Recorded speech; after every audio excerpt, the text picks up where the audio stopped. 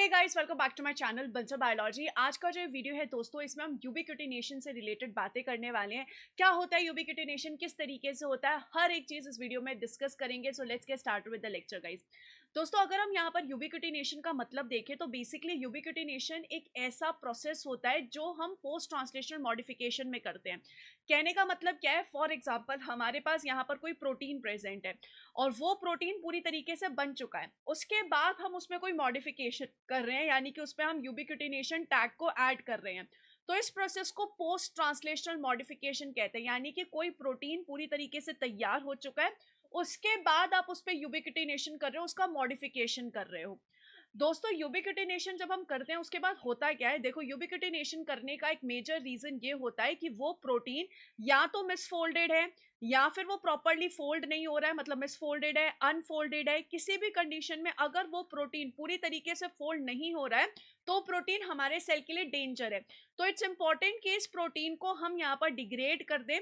तो इस प्रोटीन को साइटोप्लाज्म में ले जाया जाता है। साइटोप्लाज्म में एक चीज यानी कि प्रोटियोसोम यहाँ पे प्रेजेंट होता है और प्रोटियोसोम इस प्रोटीन को, दैट इज यूबिक्विटिनेटेड प्रोटीन को डिग्रेड कर देगा, उसे श्रेड कर देगा।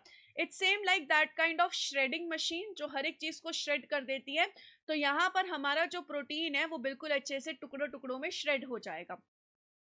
अब यूबिक्विटिनेशन में हम यूबिक्विटिन टैग ऐड करते हैं। तो व्हाट एग्जैक्टली इज यूबिक्विटिन? देखो, यूबिक्विटिन जो है वो एक स्मॉल प्रोटीन होता है। यूबिक्विटिन खुद में भी एक स्मॉल प्रोटीन है जो कि करीब करीब 76 अमाइनो एसिड का बना होता है। और ये जो यूबिक्विटिन प्रोटीन है इसको हम एक टारगेट प्रोटीन के ऊपर ऐड करते हैं अगर हमें उस टारगेट प्रोटीन को डिग्रेड करवाना है।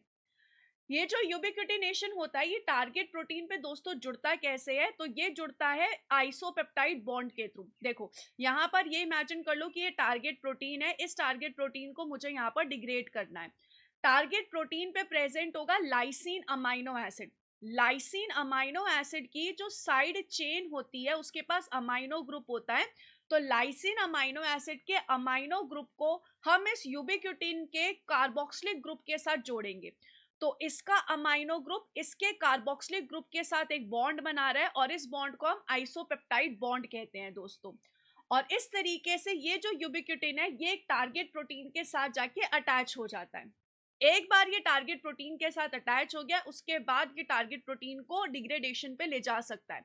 लेकिन वन सेकेंड, हर एक यूबिक्विटिन प्रोटीन जो होता है वो डिग्रेडेशन नहीं करवाएगा। ये डिपेंड करता है कि आपने कितने यूबिक्विटिन ऐड किए और कहाँ पर ऐड किए हैं। कहने का क्या मतलब है, मोनो यूबिक्विटिनेशन होता है, मल्टी यूबिक्विटिनेशन होता है और पॉली यूबिक्विटिनेशन होता है। मोनो यूबिक्विटिनेशन का मतलब होता है दोस्तों कि आपने टारगेट प्रोटीन के ऊपर सिर्फ एक ही यूबिक्विटिन ऐड किया है। अगर आप सिर्फ और सिर्फ इसके लाइसीन पे एक ही यूबिक्विटिन ऐड करोगे तो वो डिग्रेडेशन नहीं होता है। इस कंडीशन का मतलब है कि आप यहाँ पर या तो ट्रांसक्रिप्शन के लिए कोई रेगुलेशन करना चाहते हो या डीएनए रिपेयर करना चाहते हो, बट डिग्रेडेशन नहीं करना चाहते। अगर आपने एक प्रोटीन में अलग अलग लाइसीन के ऊपर यूबिक्विटिन ग्रुप ऐड किया है तो इसका मतलब आप यहाँ पर एंडोसाइटोसिस करवाना चाहते हो या प्रोटीन ट्रैफिकिंग कराना चाहते हो। यहाँ पर भी प्रोटीन का डिग्रेडेशन नहीं होगा। Last but not the least यहाँ पर आता है जिसमें आप प्रोटीन का डिग्रेडेशन कराते हो पॉलीयूबिक्विटिनेशन में। अब पॉलीयूबिक्विटिनेशन में दोस्तों आपने यहाँ पर क्या किया है, जो टारगेट प्रोटीन है उसके ऊपर बहुत सारे यूबिक्विटिन अटैच किए हैं। अब ये जो बहुत सारे यूबिक्विटिन है दोस्तों ये भी तो एक दूसरे के साथ अटैच है ना किसी तरीके से। तो अगर ये एक दूसरे के साथ अटैच हैं एट अ लाइसिन 48, यानी कि इन सब का लाइसिन 48 एक दूसरे के साथ जुड़ा हुआ है, इसका लाइसिन 48 इसके साथ जुड़ा हुआ है, इसका लाइसिन 48 इसके साथ जुड़ा हुआ है, इसका लाइसिन 48 नेक्स्ट वाले यूबिक्विटिन के साथ जुड़ा हुआ है। अगर ऐसी कंडीशन है तो सिर्फ इसी कंडीशन में प्रोटीन का डिग्रेडेशन होता है। अगर ऐसी कंडीशन आ गई कि पहले वाले यूबिक्विटिन का 63rd लाइसिन दूसरे वाले यूबिक्विटिन के साथ जुड़ा है, इस कंडीशन में भी डिग्रेडेशन नहीं होती। इस कंडीशन में भी सिग्नलिंग के लिए ऐसे यूबिक्विटिन को ऐड किया जाता है। तो ये जो हम यूबिक्विटिनेशन करके बोलते हैं कि डिग्रेडेशन होने वाला है, ये सिर्फ एक स्पेसिफिक कंडीशन में ही होता है दोस्तों, जब हम यहाँ पर पॉली यूबिक्विटिनेशन करते हैं और एक यूबिक्विटिन दूसरे यूबिक्विटिन से लाइसिन 48 के थ्रू जुड़ा होता है।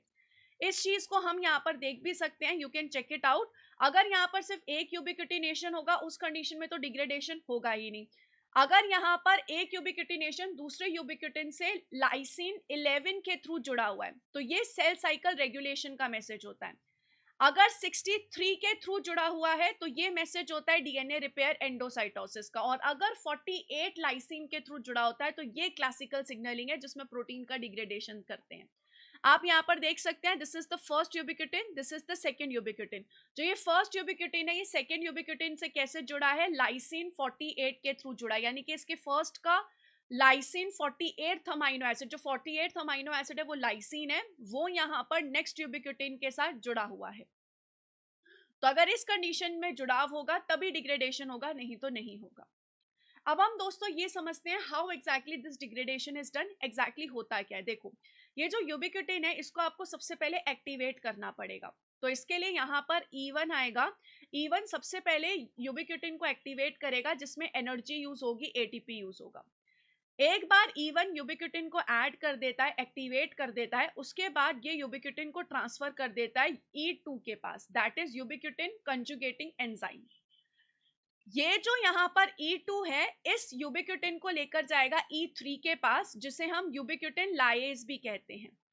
ये जो यूबिक्विटिन लाइगेज है इसके पास यहाँ पर बेसिकली वो टारगेट प्रोटीन प्रेजेंट होगा जिसके ऊपर हमें यहाँ पर पॉलीयूबिक्विटिनेशन करवाना है। तो यहाँ पर ये जो E3 लाइगेज है इसके पास E2 आ जाएगा। E2 यहाँ पर इस टारगेट प्रोटीन के ऊपर पॉलीयूबिक्विटिनेशन करवा देगा। तो ये पॉलीयूबिक्विटिनेशन दोस्तों तभी होगा जब यहाँ पर E3 प्रेजेंट है, E2 प्रेजेंट है, टारगेट प्रोटीन प्रेजेंट है, और तभी इस कंडीशन में ही पॉलीयूबिक्विटिनेशन हो सकता है। एक बार पॉलीयूबिक्विटिनेशन हो गया तो प्रोटीन जाएगा प्रोटियोसोम के पास और वहां पर उसको श्रेड कर दिया जाएगा, उसे डिग्रेड कर दिया जाएगा। आप यहाँ पर इस चीज को और अच्छे से देख सकते हो। सबसे पहले E1 आया, उसने एटीपी को यूज करके यूबिक्विटिन को एक्टिवेट किया। एक बार यहाँ पर यूबिक्विटिन एक्टिवेट हो गया, उसके बाद E2 आया, E2 ने यहाँ पर यूबिक्विटिन को उठा लिया। अब यहाँ पर E3 आ रहा है जिसे हम यूबिक्विटिन लाइगेज कह रहे हैं। ये जो E3 है वो E2 के साथ मिलकर इस प्रोटीन का पॉली यूबिक्विटिनेशन करेगा। एज यू कैन सी यहाँ पर यूबिक्विटिन कौन करवाएगा, E2 यहाँ पर यूबिक्विटिनेशन करवाएगा। यहाँ पर इस तरीके से इसका पॉली यूबिक्विटिनेशन हो जाएगा। आप यहाँ पे देख भी सकते हैं, the ubiquitin ligase binds to specific degradation signal called degrons. जो ये प्रोटीन है जिसे डिग्रेड होना है इसके पास यहाँ पर सिग्नल होगा कि मुझे डिग्रेड करो, thereby helping E2 to form a polyubiquitin chain linked to the lysine of the substrate protein। तो यहाँ पर E3 का काम होता है इस प्रोटीन को पहचानना, टारगेट प्रोटीन को पहचानना जिसे हमें डिग्रेड करना है। एक बार इसने इस टारगेट प्रोटीन को पहचान लिया उसके बाद E2 इसके ऊपर यूबिक्विटिनेशन टैग्स लगाता जाएगा वन बाय वन।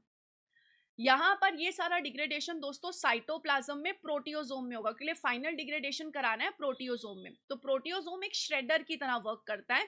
बेसिकली दो हिस्सों से बना होता है, एक होता है मेन 20S का हिस्सा और एक होता है यहाँ पर 19S का हिस्सा। 19S जो है वो यहाँ पर यूबिक्विटिनेटेड प्रोटीन को पहचानता है और जो भी यूबिक्विटिन है उसको रिसाइकल कर देता है, क्योंकि यहाँ पर हमें यूबिक्विटिन नहीं तोड़ना है, सिर्फ टारगेट प्रोटीन तोड़ना है। तो टारगेट प्रोटीन यहाँ पर आ गया, यूबिक्विटिन रिलीज हो जाएगा, टारगेट प्रोटीन को 19S भेज देगा 20S के पास और फिर प्रोटीन को डिग्रेड कर दिया जाएगा। जो 20S होती है वो बैरल शेप होता है, सिलेंड्रिकल होता है, 2 अल्फा और 2 बीटा से बना होता है। हर एक अल्फा में 7 सब यूनिट है, हर एक बीटा में 7 सब यूनिट है। तो 2 बीटा सब यूनिट, 2 अल्फा सब यूनिट, टोटल 28 सब यूनिट इसके पास होती है। इसका काम होता है प्रोटीन को डिग्रेड करना। जो डिग्रेडेशन एक्टिविटी होती है वो बीटा सब यूनिट के पास होती है। इसके पास काइमोट्रिप्सिन, ट्रिप्सिन लाइक एक्टिविटी होती है जिसका काम होता है प्रोटीन को डिग्रेड करना। ये खुद यूबिक्विटिन से बाइंड नहीं होता है, ना इसके पास कोई एटीपी रिक्वायरमेंट होती है। ये सिर्फ और सिर्फ डिग्रेडेशन का काम करता है, इसके पास डिग्रेडेशन मशीनरी होती है। वहीं जो 19S सब यूनिट होती है वो as a cap like work करती है, टोपी के जैसे वर्क करती है, एज अ लिड की तरह। ये 13 सब यूनिट की बनी होती है जिसमें एटीपीएस एक्टिविटी भी होती है। इसका काम होता है प्रोटीन को रिकॉग्नाइज करना, प्रोटीन को अनफोल्ड करना ताकि उसे डिग्रेड कर सके, यूबिक्विटिन को निकालना। इसके पास डी यूबिक्विटिनेज एक्टिविटी होती है ताकि जो यूबिक्विटिन है उसे रिमूव कर सके। ये यहाँ पर यूबिक्यूटिन वाले प्रोटीन को पहचानती है, उसे अनफोल्ड करती है और ये एज अ गेट कीपर की तरह वर्क करती है। यहाँ से ही जो प्रोटीन है वो अंदर आएगा, तो इट्स लाइक अ बाउंसर जो यहाँ पर चीजों को अंदर आने के लिए अलाउ करेगा और नॉट अलाउ करेगा। तो इस तरीके से पूरा का पूरा हिस्सा 26S प्रोटियोजोम कहलाता है, जो साइटोप्लाज्म में होता है, प्रोटीन को डिग्रेड करता है। यूबिक्यूटिन टैग को दोस्तों किस ऑफ डेथ भी कहा जाता है, क्योंकि लिए एक तरीके से कोई ऐसी परी जो किस लेकर सामने वाले बंदे को मार देती है, सेम उसी तरीके से यूबिक्यूटिन अगर आप किसी पे अटैच करते हो, स्पेसिफिकली पॉलीयूबिक्यूटिन अगर आप अटैच करते हो, तो वो प्रोटीन मर जाता है। तो उसे हम यहाँ पर किस ऑफ डेथ भी कहते हैं। दोस्तों ये पूरे फैक्ट थे यूबिक्यूटिन के बारे में। उम्मीद है कि आपको अच्छा से समझ में आया होगा पूरा का पूरा लेक्चर। अगर आपको मेरे साथ बंसर बायोलॉजी पे पढ़ना है तो दोस्तों आप डाउनलोड कर सकते हैं बंसर बायोलॉजी ऐप को। Take care of yourself guys. Thank you so much for joining with me in this session. Bye bye.